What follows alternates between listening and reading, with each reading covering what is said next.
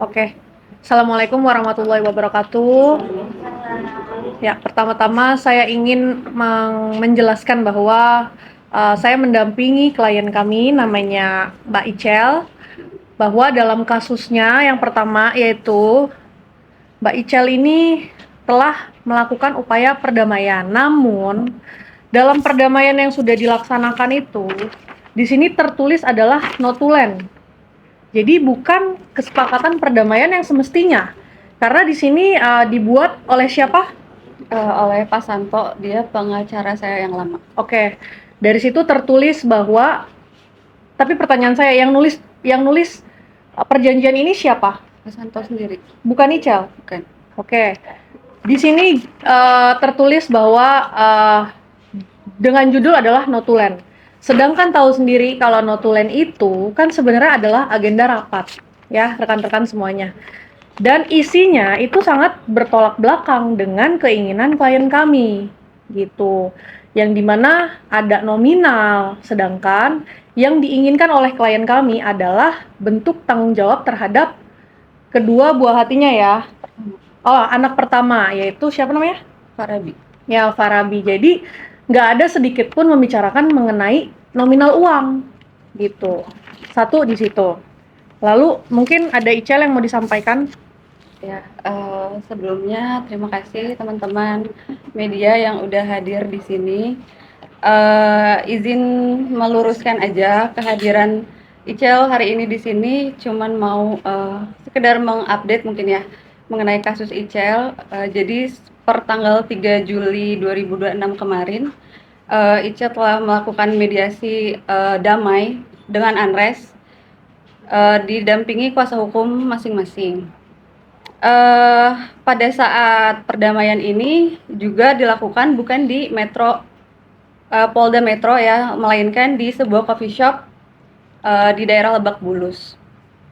Dan juga saat pertemuan ini juga didampingi oleh 3 penyidik dari Poldanya langsung. Oke, yang mau Icel sampaikan sebenarnya ada beberapa kejanggalan saat pertemuan itu. Yang pertama, pembuatan notulen ini dibuat ada beberapa poin yang tidak disampaikan semestinya oleh pengacara saya yang lama. Dan notulen ini juga dibuat pada saat Icel sendiri lagi ke toilet. Jadi ini ditulis tangan ya teman-teman. Ditulis tangan, jadi pas Icel ke toilet, pas udah kembali, notulen ini sudah jadi. Yang Icel permasalahkan adalah di sini poin yang tidak disampaikan tadi, dan yang kedua adanya nominal sebesar 3 juta yang tidak disetujui, maksudnya tanpa persetujuan Icel. Kenapa tanpa persetujuan? Ya tadi itu karena Icel lagi ke toilet. Tiba-tiba pas kembali sudah ada notulen ini dan diminta oleh Pak Santo untuk tanda tangan. Di situ sebetulnya saya tidak diam aja. Saya juga sempat bilang ke Pak Santo, Pak ini kenapa kayak gini? Kenapa ada nominal 3 juta? Icel dari awal nggak pernah minta nominal. Icel cuma minta pertanggungjawabannya Anres sebagai ayah. Itu untuk pendidikan, untuk kesehatan, bahkan seluruh penghidupan Farabi sampai dia besar nanti.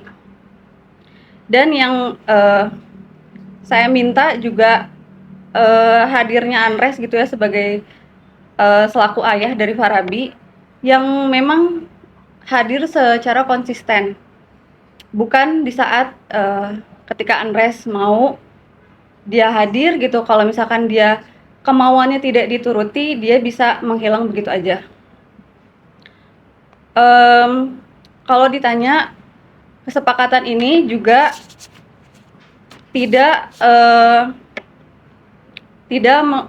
disetujui oleh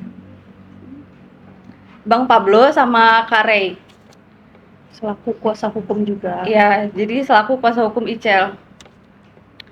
Jadi Pak Santo mengambil langkah atau kewenangan sendiri. Katanya notulen ini sudah dalam kewenangan dia. Jadi makanya Icel tanda tangan di sini itu karena percaya penuh kepada Pak Santo. Oke. Gitu. Terus Bang Pablo dan Kare juga sempat marah kenapa pada saat pemberitahuan ini tuh kenapa diberitahu di akhir, bukan sebelum ketemu atau apa. Kalau dari Icel pribadi, Icel sebenarnya pengen chat Kak Pablo atau Kak Ray untuk mengenai pertemuan ini. Bahkan Icel pengen datang juga ke rumah beliau untuk menanyakan bagaimana baiknya. Cuman balik lagi Pak Santo bilang bahwasannya Bang Pablo sudah memberikan seluruh kepercayaannya atau kewenangan itu diberikan penuh kepada Pak Santo. Jadi di situ Icel percaya aja gitu. Lalu kalau misalkan ditanya ini ada rekamannya, ada. Icel merekam semuanya sepanjang pertemuan, bahkan ada rekaman yang memang Andres sempat mengeluh tentang kuasa hukumnya. Kalau misalkan kalian penasaran, bisa ketemu nanti sama adik ipar saya karena dia yang punya rekamannya gitu.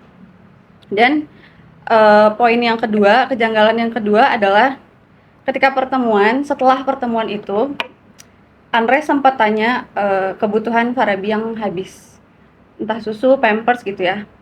Saya sempat bilang, ya nanti sekalian jalan pulang gitu saya cari. Dia bilang jangan, aku aja. Terus ya udah, akhirnya saya melipir ke minimarket beli ini. Habis sekitar 914.400.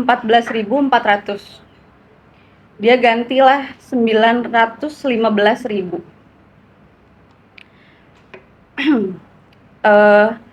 Tanpa dia menanyakan nomor rekening saya atau apa, dia langsung transfer sendiri. Yang jadi kejanggalannya adalah berarti selama ini dia masih menyimpan nomor rekening saya.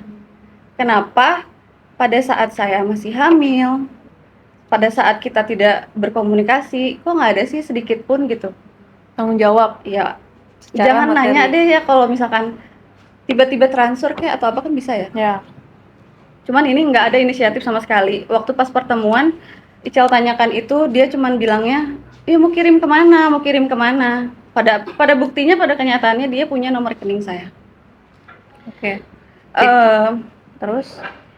Terus juga di sini Icel ada nggak suka dari statementnya Andres yang terakhir banget, bahwa dia mengklaim dia sudah tanggung jawab. Kalau misalkan uang 915.000 itu dia bilang atau dia mengklaim itu adalah sebuah tanggung jawab, Icel dengan sukarela akan mengganti.